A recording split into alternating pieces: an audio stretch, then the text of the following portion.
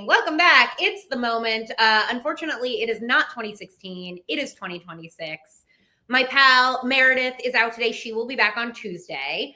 But we are joined by, you've seen her on your FYP. You've heard her podcast. We have with us Simone Umba. She's a content creator. She's the host of the podcast, The Pop Culture Playbook, and she's a social commentary. Hi, Simone. It's so good to see you IRL. Hey, thank you for having me. It's great to see you again. All right, today on the show, we are going to talk about whether Trump is going to invoke the Insurrection Act in Minnesota, whether we're going to be having midterm elections, and then we're going to be talking about the future of ICE and the Epstein files with Representative Summer Lee from Pennsylvania. So, Simone, did you do the 2016 trend this week? Where were you in 2016? Do you remember? You're younger than I am. So in 2016, I was a freshman going into sophomore year at undergrad. The pictures I was trying to find on my feed, it is like, okay, we're only going to show like one of me in the car and that's it. I was just a scrawny little pretzel. I was trying to do like the whole filters with the flower crown and the puppy dog face. I'm just like, yeah, we're just going to do one. I don't want to go back. Yep. Oh, really? I mean, like, I feel like the vibes, I mean, everybody, all the pictures in 2016 to me, and I guess everybody pulled out pictures of like, this was so fun.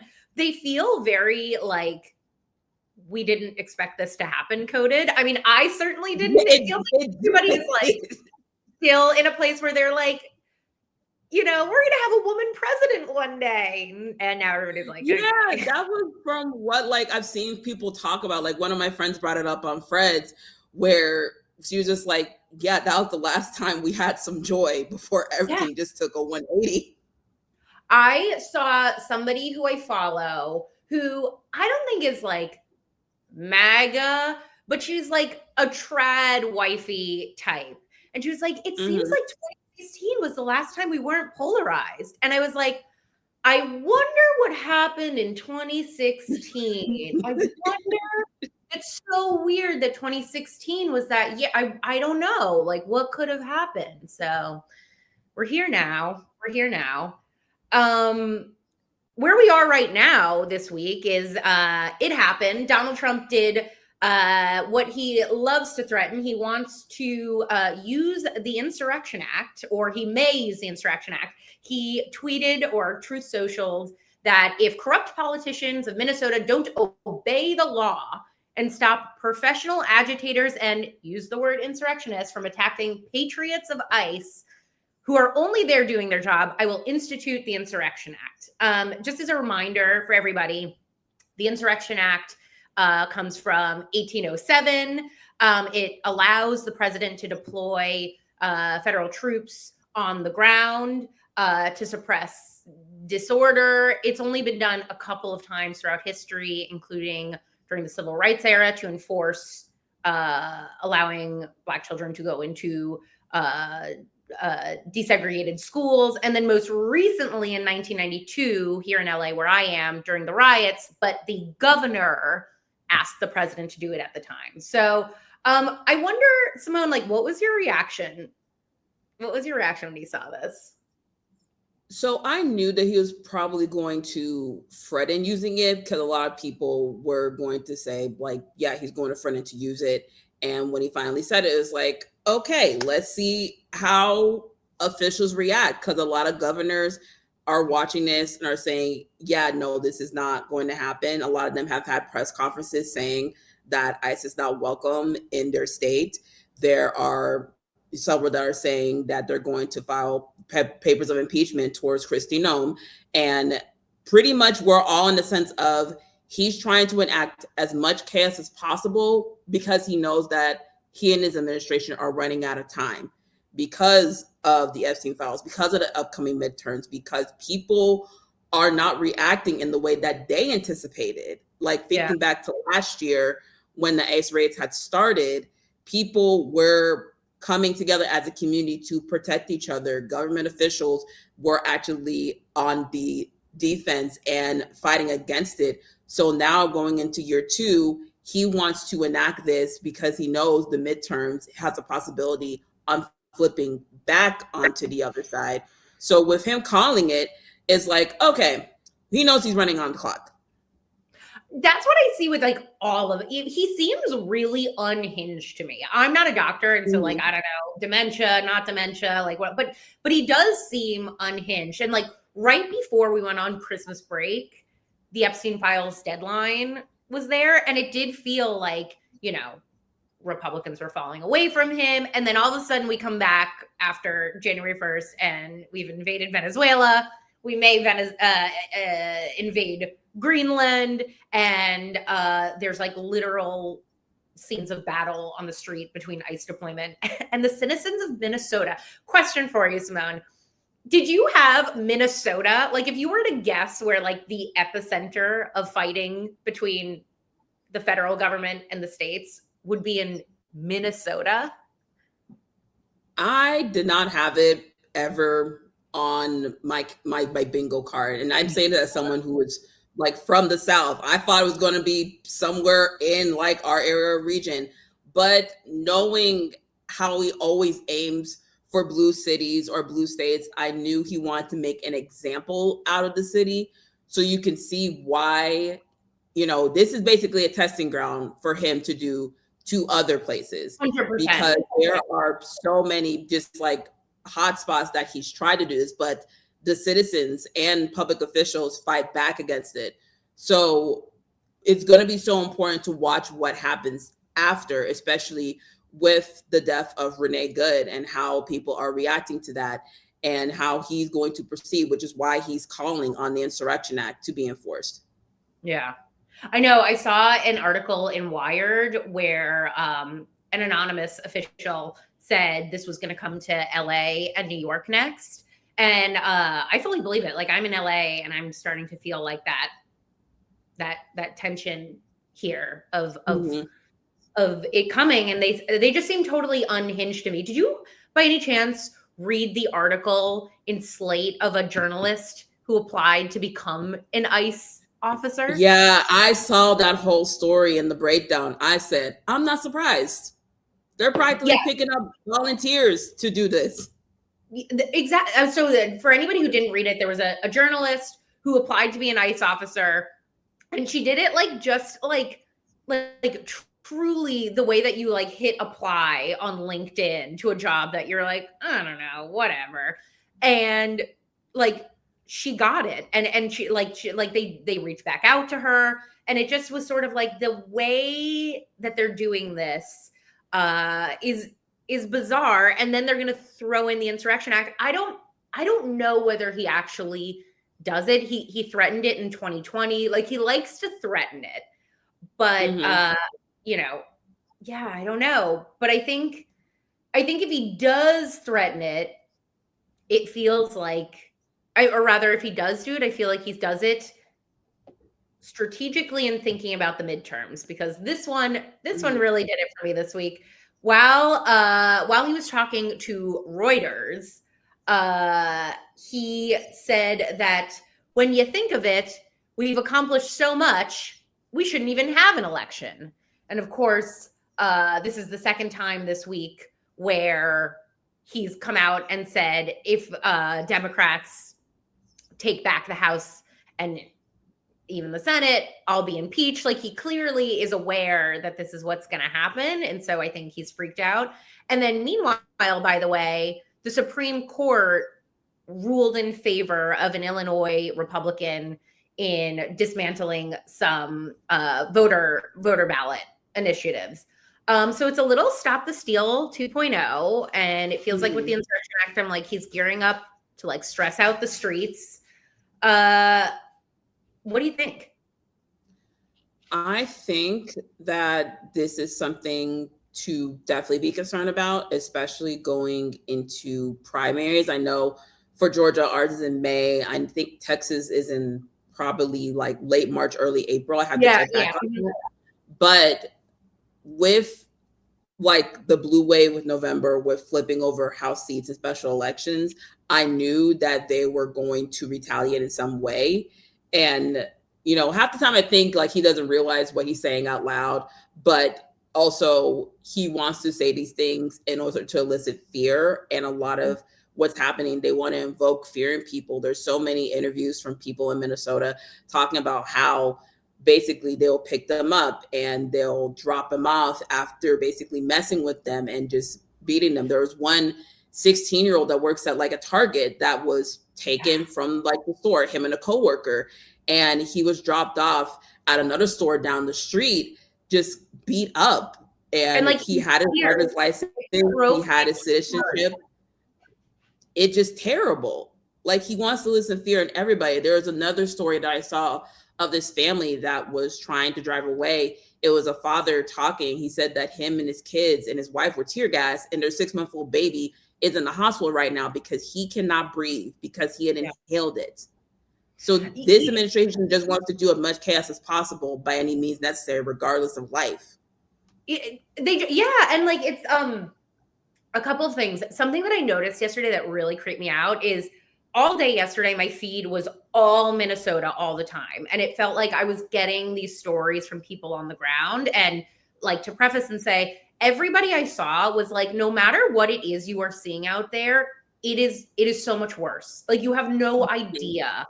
Like, it is so complete. It's not pockets. It's not, specific neighbor. It is like the entire city is under siege. And then at around like 7 p.m. my time last night, all of a sudden my feed was just like bunny rabbits and, like whatever, like it just like it went away. And it was so creepy to be like, oh, I know exactly what this is. It's like they've switched up the algorithm and it's gone. But in terms of fear, I just want to play a little clip really quick. Because a reporter asked Caroline Leavitt about whether Trump is actually going to cancel the midterms. And I just want to play what she said. President Trump has talked twice in recent days, once at the Kennedy Center and then to Reuters again last night, about canceling the election. Why is he talking about this? I believe you're referring to the president's interview at Reuters last night. I was in that interview. It was a closed-door interview. Obviously, there was not audio or video. The president was simply joking. He was saying, we're doing such a great job. We're doing everything the American people thought. Maybe we should just keep rolling. But he was speaking facetiously. You said that he was joking about canceling the elections. But Americans for generations have fought and died for democracy, for this democracy. Are you saying that the president finds the idea of canceling elections funny? Andrew, were you in the room? No, you weren't. I was in the room. I heard the conversation, and only someone like you would take that so seriously and pose it as a question in that way. I feel like these people are always like, he's joking, and then he does it, and they're like, well, this is what needs to happen, and it's very important, and it's like they switch. And, I just want to be clear to our audience, he can't unilaterally cancel the elections. Elections are state. Like, I don't want us to like pre-capitulate to this stuff, but like putting forth the idea is not funny. And he did this in 2020, like, it's not like he has no precedent for this, and just to see them like gaslight us over and over again, Caroline Leavitt, like, ugh. I still can't believe that I'm the same age as her. Yeah. Yeah. Well, her soul is rotting from the inside out. So, speaking of journalism, just like quickly before we have Representative Summer Lee, another story that I found to be chilling was the FBI raided a Washington reporter's house. That was insane.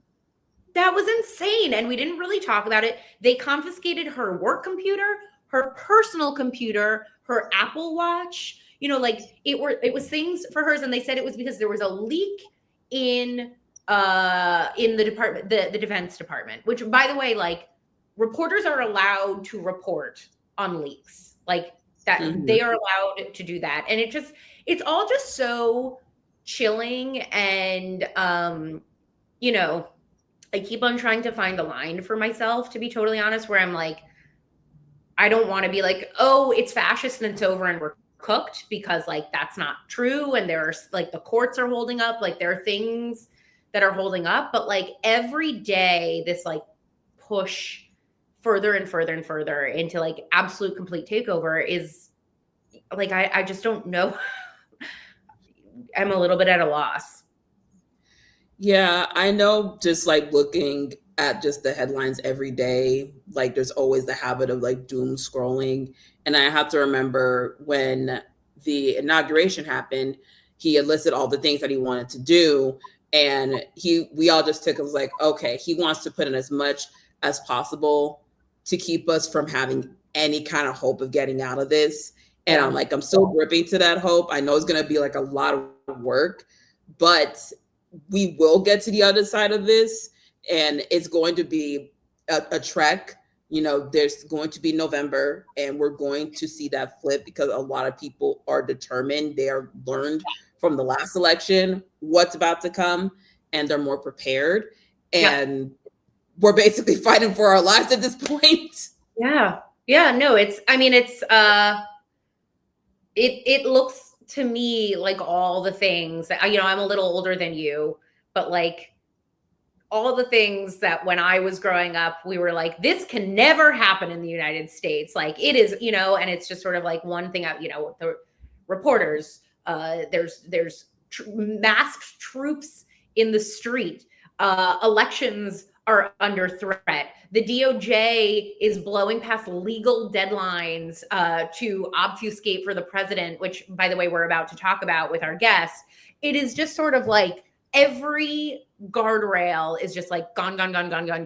And, like the thing that gives me hope and solace is like under a real and total and complete fascist regime, 2 women, and specifically a Black woman, speaking about the things that we think and see with elected representatives, like that just would not happen. And so like we're still here. And so that gives me hope, like we're still talking and nobody's breaking down my door, but like, whew, yeah, I'm feeling it this week. Yeah, but it's only January. Oh my God, it's only January. It's only January and it's only year 2. It's not even technically year 2. Whew. Yeah. Okay, well, we have with us somebody who's in the trenches, Representative Summer Lee. We've been trying to get her on the show for so long. We're so excited to have here. She is an organizer. She is an attorney. She is a progressive state legislator, and now she represents Pennsylvania's 12th district and made history as the first Black woman from Western Pennsylvania in Congress. Representative Summer Lee, do we have you? Hello, good morning. Hi. Good morning. I know we've been waiting for a minute. Thanks for your patience and for finally having me on. Oh my goodness, thank you for being here. I know that you are you've been a real superstar. I know it cannot be easy. It cannot be easy. I don't even want to be one of those. Yeah, I can't imagine. I do think that, and this is not about you, but this is in general, it's like our representative and leadership gets so much pressure from every direction. And I'm like, these are also just people doing their best, man, Yeah, I do appreciate that, because I think I was listening to a little bit of what you all were saying. We're talking about, that American exceptionalism. I'm like, oh, it could happen to us, but it does, right? And it is, because it happens to humans and, even democracies. Or human-based government systems to serve other humans. So even as we're thinking about how to react to human nature when human nature goes wrong, right? Human moments, and we're all trying to figure this out in real time. Some of us have an obligation to figure it out a little faster than some others, but it actually will take each and every one of us, because you don't get a dictatorship or fascism without consent, right? So we have to look at what does it look like? What does consent look like for each and every one of us and our roles that we play in society? Yeah, absolutely. I think that's such a good point. Like we are all on the hook here. It's like a democracy at its best is just a group of people who really like living in a place where we're allowed to vote for our electives, where we speak out, where we take care of one another. We got a lot in the news, and you sort of seem to be at like the crosshairs of a lot of these things. But I feel like let's start talking about ICE, because that feels like the most now, and then we want to talk a little bit about Epstein and then the future. But you are one of the sort of few elected officials I've seen say abolish ICE. I saw you say anyway, abolish ICE. But actually, that's a surprisingly contentious issue. I'm seeing all this hand wringing. Cory Booker put forth legislation saying that actually we need more training. Richie Torres said ICE officers need QR codes.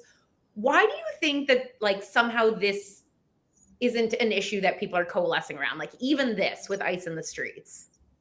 Why would it be? I mean, I'm not even saying that to be smart, but the reality is that the movement for police accountability and to stop, police brutality, state-based violence against majority Black people and disabled people has been ongoing for decades and decades. And it has been as contentious at every step of the way. So when we think about how ICE is moving now, how they're moving with impunity, they're coming off of a reputation and truly a shield of protection that has been, given to another group that has moved I want in a similar way. So, right, this is all built on, kind of the myth of, protect and serve in some ways. And it isn't to say that no one protects and serve, guys. I ain't even saying that.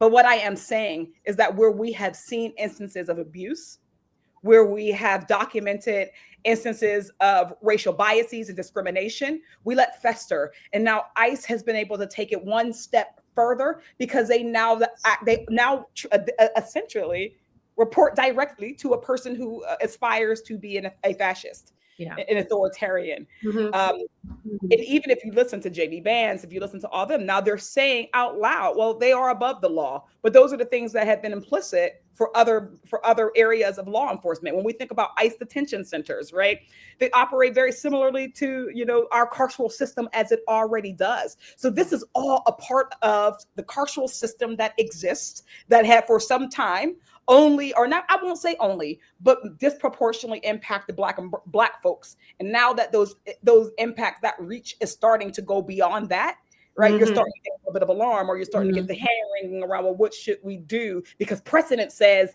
that we should react to it this way, and precedent isn't ready for this moment. Whew. Yeah.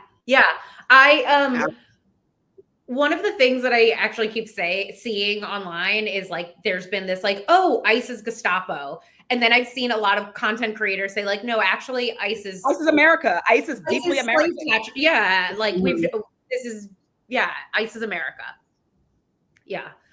We do that a lot though, but we do that with so many things, right? We'll take instances from other countries again, because what it's doing is it's setting that standard that when something like this happens, it is inherently un-American, right? This is a Nazi, not a segregationist from the Jim Crow South, right? Not white America as a whole through, its inception to 1965, right? Until we, fought and bled and died, for civil rights for all, for a democracy, because that is the first time we had a democracy, right? So it's easier and it feels better to say, well, oh, you're acting like a Nazi, or that is the Gestapo, or that's apartheid, instead of saying, no, that's regular run-of-the-mill American racism. That's regular run-of-the-mill American brand authoritarianism. And it's okay to admit that America has also been a flawed country. If we ignore the flaws, if we ignore history, right? There's a reason why they've underfunded education. There's a reason why they have obscured education around revolutionary traditions, right? It's so that when we got to a moment like this, we didn't recognize it. Yeah. I couldn't agree more. Go ahead, Simone. Yeah, I would say that is straight to the point, especially when we're watching all these videos in real time, what ICE is doing to citizens in just a simple neighborhoods. You brought up funding earlier. We know that the government is meeting its subjoint this month to talk about funding, and that ICE is set to be on the table in regards to that. Is there a chance that Democrats are going to push back on ICE receiving more funding, given of what we've seen so far and what is being invested into their efforts?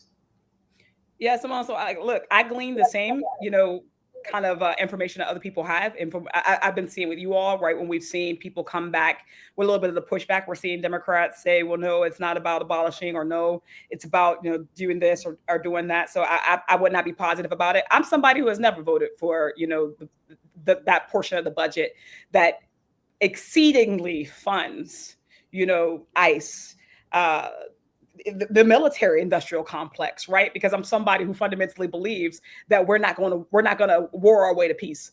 Right? We're not going to disappear our way to a civil society. So that's just not that isn't where I believe our financial priorities should be. I don't think that that's where our legislative priorities should be. And it is an ongoing conversation, right? But I think that that speaks directly to the tension that we already have within the party. And look, I'm one of the people who thinks that tension is not inherently a bad thing. There are some debates that we got to have. We have to have them out loud, right? Because we do actually have to talk some of these things out, right? Are you a person who believes, because sometimes we'll even say, well, I don't like what ICE is doing to American citizens. I don't like what ICE is doing to human beings. Period. I don't care how that human being got here or when that human being got here. I don't like what ICE is doing to human beings.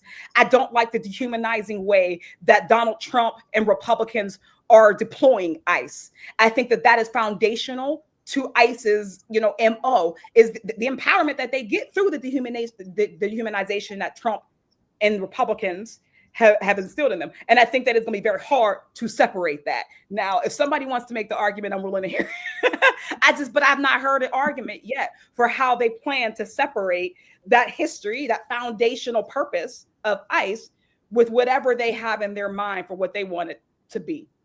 What they want to do. Yeah, something that I noticed recently was DHS posted a meme that was like a pastoral America, and it said after 100 million deportations. And then I did a little digging and I was like, okay, there's actually only 50 million immigrants, period, in the United States, including like my mom, who is a naturalized US citizen. 14 million of those people are here undocumented. So like, even if you were to deport 50 million immigrants, the majority of whom are here legally, who are the other 50 million people that ICE is trying to get out of this country? And like, message. But right? No, you don't actually have to ask that question, Rebecca. They're telling us. Yeah. The imagery, the rhetoric has been explicitly, right, white nationalists, Christian nationalists.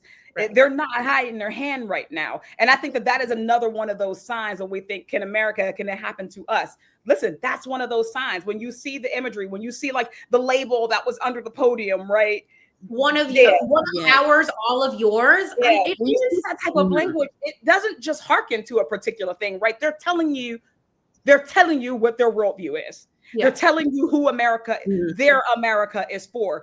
They're telling you, right? They've already deported American citizens. They've already detained American citizens. When we think, and I will say this because I'm Black American, obviously, but I'm Black American in the sense that my people have been here through forced enslavement for generations, for centuries. So I'm not, so no one in my family has immigrated, and we are no safer under this regime than anyone else. In fact, we've already seen a Black man killed by ICE, Black American men, right? We've already seen other Black immigrants who are being detained and being deported at higher rates. Haitians, we see the hyper focus on Somalis now, Eritreans, Ethiopians. When we look at who they're threatening to erase TPS status for, right? It's overwhelmingly darker skinned people, Black folks. And I don't believe that anybody in a regime that is that explicit is going to make a distinction between my hue of Black and another person's hue of Black. They're not going to ask us what the origin of our last names are. They're not going to ask us what our religion is, our faith, our language of origin. That's not their focus. Their focus is to make an America that reflects them, their values, their desires. We need to be very clear about that. But we also need to say that with the same energy that they're fighting for their version of America, we damn sure better be fighting for that version of ours with the same energy. That's right. I think that is like a huge frustration, is like, on the Democratic side, which has its own, like, we're not pushing back with equal measure. And we sort of don't quite know, I think, what to do. Do you have, what do we do? I mean, yeah, it's a hard question. It is a hard question, right? Because what we know is that not one individual has the power to do anything by themselves. That's why a democracy, shouldn't. And by the people, which means that especially when we recognize and we acknowledge, listen, there are some Democrats who are going to do the thing where they're like, oh, well, they have the gavels. It is true. They do have the gavels. It is also true that Americans gave it to them. So when we think about who actually has the power to take that power back, it is only the people. Like I said in the beginning, We will only have a dictatorship with consent. So that means that not just elected Democrats, but everybody who believes in a free America and a free world has to say that this is my fight to take on. So when I think about what the role of elected Democrats is, it is to lead the charge every day fearlessly. It is to find whatever way to throw a wrench. And listen, that wrench is not always going to be like a big anvil. Sometimes it really is going to be a little wrench. Sometimes it's going to be a big bomb. Right, you understand a metaphorical big bomb. Right. Metaphorically. Right. Sometimes it'll be the big things. More often than not, it will be the small things, but we still have to take up the charge every day like it's our life that depends on it. Now, on the outside, the people.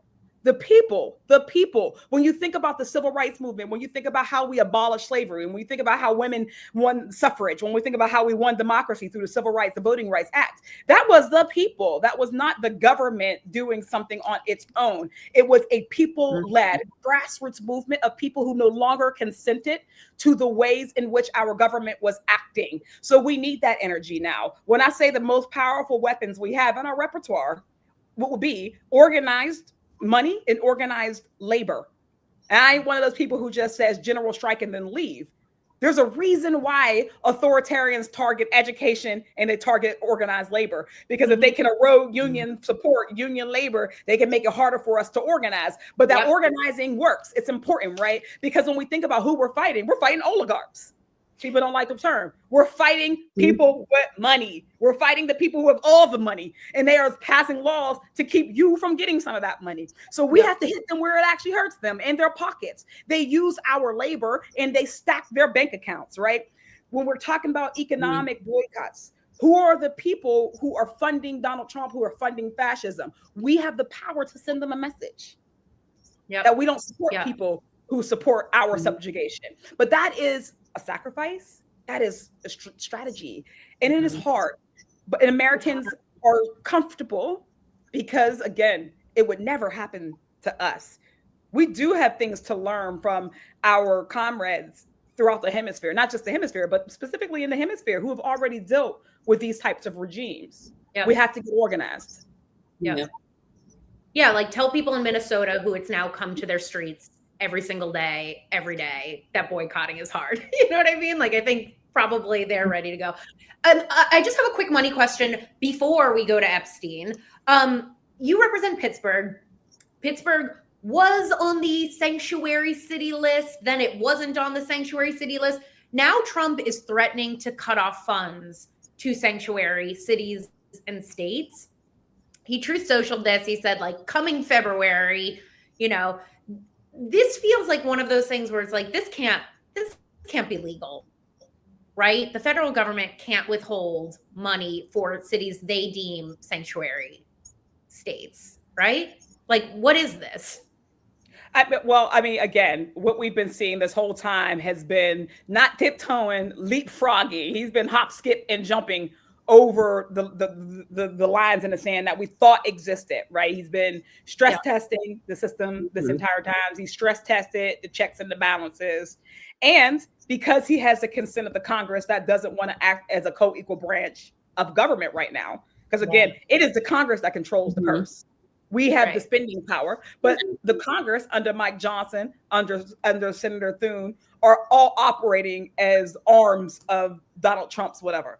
So when we think about that, I mean, listen, before we get into the legality of it, and there are going to be smarter people than me who will answer those questions. Shout out to our civil liberties organizations who have been, you know, in the trenches. When you talk about someone who's actually been in the trenches, it has been those organizations that have been ready to sue, that have creative ways to try to hold. It does feel like, just like the courts feel like sort of like this last, right? Like it does feel like the courts are the only thing that he hasn't just totally been like, don't care, you know? Well, because again, and you're a lawyer, there is no authoritarianism without consent. The reason why he is able to kind of push aside the check and the balance of the Congress is because he has the House and a Senate, right? He has Republicans who are abdicating their responsibility. So y'all, please put some heat on them too. Like when we're talking about what Democrats do and do not do, listen, I'm the first person to talk to my colleagues about what they can be doing differently, me included. But when we ignore the fact that like Mike Johnson could also say that he does not want to give up his power as a co-equal branch of government, Don't let them off the heat. Don't let them off. Right. When we think about those, swing state Republicans, the swing district Republicans, they're going to need a couple Democratic votes if they think they're going to keep their job. Do you believe that we're a co-equal branch of government, or do you believe that you work for Donald Trump? Those are questions we have to start asking. So yes, the courts, whether they hold, we already know where the Supreme Court is, but at the end of the day, stand your ground. Sanctuary city, sanctuary state, stand your ground. Because again, Pennsylvania is a swing state. So if he's going to come to a swing state like ours and say that we're not going to give you no money, and then all these Republicans are going to need these Pennsylvania votes, right? Checks and balances will start to rebound. But yeah, these are real threats. And this is again, take nothing lightly that he says. None of it is a joke, like y'all say. None of it's a joke. None of it's a joke. That's right. It's a joke until he does it. And they want to see what they'll get consent for. That's right. That's right. Okay, I want to switch to the Epstein files, because you have been like an instrumental tool for getting transparency here. But in some ways, it's hard not to see like all of this that's happening since January as a distraction from the Epstein files. The DOJ blew past the deadline, which like is illegal. This is their second deadline that they've blown by. Okay, tell me more about people think about the December deadline because the district's petition got so much attention. But the reality is that when I, successfully moved the motion to subpoena the Epstein files back in July, that was also legally binding. Wow. The DOJ was on the hook from August. Yeah, this is one of those things where it's like, this is textbook fascism. Like there's so many things where it's like, this feels like fascism, this smells like fascism. And then there's things where you're like, yeah, blowing past legal deadlines to politically obscure for the president is fascism, Where do things, can you just give us like an update? Because it does feel like it's gone away. And like, even I can't keep track of it. Where are we with the Epstein files right now? What's going on? But to be clear, it hasn't gone away. It hasn't gone away, right? And honestly, to a certain extent, I feel like, the administration, they're killing themselves, right? This is death by 1,000 blows when it could have just been one quick death. But like, right, the slow trickle in, right? It's trickling down faster than those economics from Reagan, right? But the trickle down is actually the thing that keeps it in the public.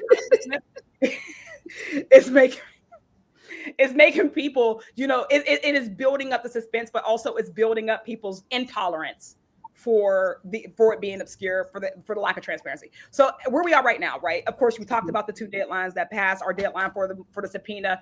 That first subpoena has no excuses. So even now, if the DOJ would use the excuse from the bill that we passed, the Epstein Transparency Act back in December, right? That they don't have to release things that are under active investigation. That does not apply to the subpoena that we got back in July, because that goes to the Oversight Committee first. In the Oversight Committee in Congress, we are already used to seeing sensitive information. So there is actually nothing that should be stopping them from doing it. They are in contempt right now. They have so far produced 1% of the documents, y'all, 1%. And in those 1%, and because I'm not one of the people who focus exclusively on Trump, but whoever it is, wherever they are, I don't want that sort of distraction. But 1% is obscene. But in that 1%, we've also seen it has painted a particular picture. We've also gotten productions from the estate who has cooperated. That's where we got the birthday book with the weird Trump drawing, right? And so many other things. That's where we've gotten really terrible pictures of really explicit acts, illegal acts. We've now gotten subpoenas from the banks, right? We've talked to the survivors who have been a part of this and integral to directing us and guiding us in this. So things are moving and have been moving, but the key is the DOJ. And this is, again, Donald Trump's DOJ, who should have released months ago, could release everything right now, and should be made to answer for why they are illegally withholding information. Period. Period. We're running out of time. I wanted to ask you about the Clintons, but I don't know if we have time for that. So I just want to ask the last question. Yes. So they were a part of the subpoenas, right? A number a number of people, entities have been to subpoena. The biggest subpoena, of course, was the DOJ itself. The Republicans added on the subpoenas to Hillary, to Bill Clinton. The Democrats then got the subpoenas, helped got the subpoenas for the banks, the big thing. They were supposed to come on Tuesday and Wednesday. Listen, I'll be the first to tell you, I don't know why they subpoenaed Hillary. Not my question to ask, but they were subpoenaed. They did not come as of Tuesday. Also want to mention that Ghislaine Maxwell was subpoenaed, and Ghislaine Maxwell outright refused, said that she would not come. So my thing is that if we're moving on any sort of contempt, filing any, articles of contempt, then they should be filed for the DOJ first and foremost, who have only produced 1%. They should also be filed for Ghislaine and anyone else who has refused to come. So on balance, right, I would imagine that I speak for me Democrat, not all Democrats, but I've talked to some of the other oversight Dems who are all concerned about anybody who doesn't respond to us. We're concerned about anybody who has been a part of this in any way. We want to know what part did you play, what information do you have? This is your opportunity to share it. And if I would imagine it would be better to share what you know, share what you've done, because it is coming out. We can ask the prince over in England. Right. Yeah, he knows. These files exist. The acts that they've done exist. You can only hold something in so long. Period. Simone, I'll give you the last question.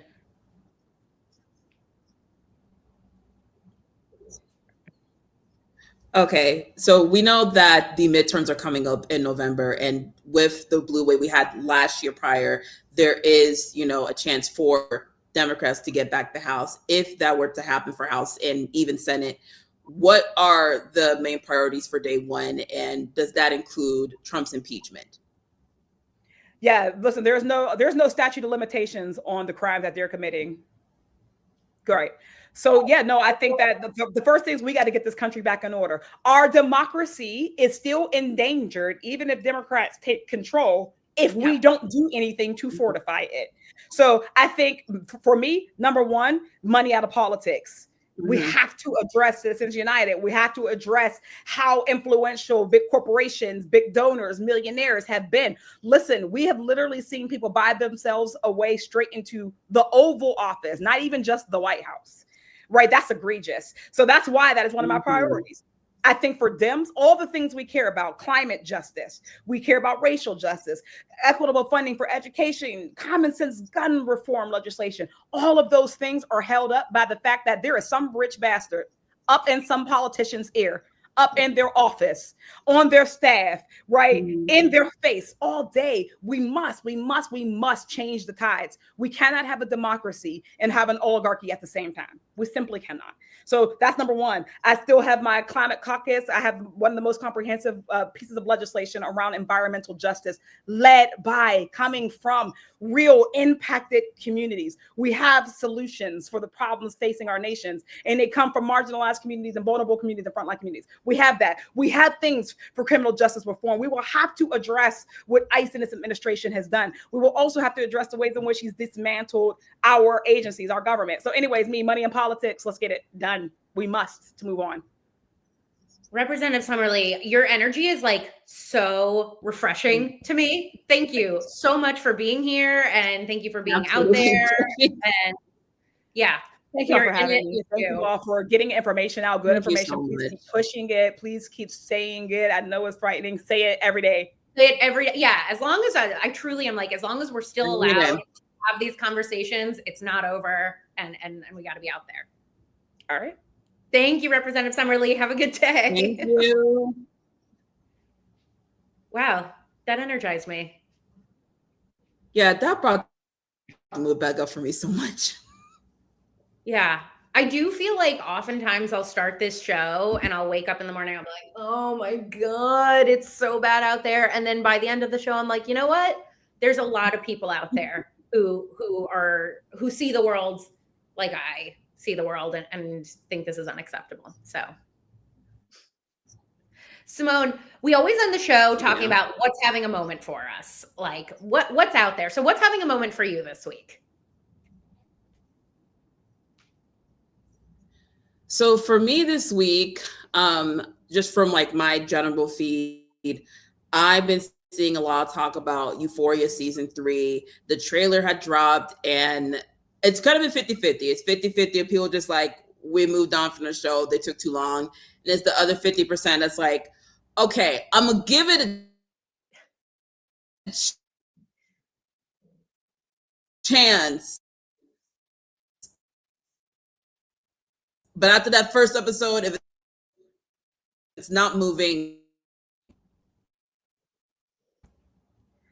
I think we had a lag. But I think I heard what you said, which is like Euphoria. Yeah. It either has to be great day one or we're moving on. And I agree. Okay. And like, it's just sort of like, I don't know, all these people, they're different people now. Like Sydney Sweeney and Zendaya are not the same cultural figures that they were when Euphoria started, you know? Yeah. Okay, what's happening for me is this Ford auto worker. Complete polar opposites of Wenjo. Say that again. Sorry, we're having a lag. No, just like the fact that there are two complete opposites from where they go, and I'm just not remembering. Just from where they both started the show, and I remembered it was like 2019. I can't believe this was 7 years ago, and we're only on a third season. I know.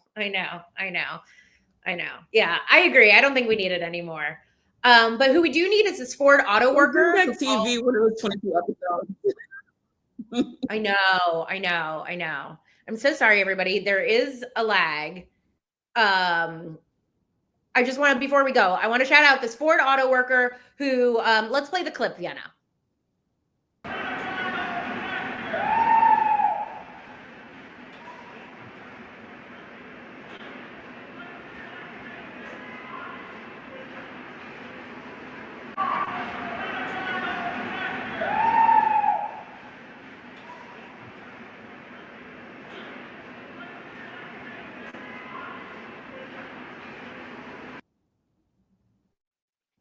I just love like people starting to shout at him, you know, pedophile protector, this Ford auto worker. They started a GoFundMe for him. And then more importantly, everybody's posting their 2016 pictures. I want to bring back when we used to make fun of Trump's teeny tiny hands because he gives the guy the middle finger here. And I'm like, I forgot that this man has the tiniest, stupidest hands I've ever seen in my life. So bring back a moment for me is bring back the 2016 trend of he has teeny tiny hands.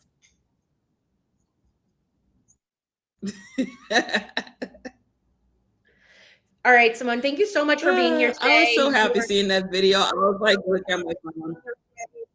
Yeah. No. It was I also like I forgot even just seeing that somebody made the point is like presidents used to be, you know, like we have all sorts of problems in this country, but presidents were like a comfort in a time of, you know, like they gave speeches and went to churches and like cried with people and like looked dignified. And now we have this president who's out giving Ford auto workers the middle finger. Like wild, a real choice, you know, a real choice. All right, Simone, tell people where they can find you. You were, thank you so much for jumping in today. Tell people where they can find you.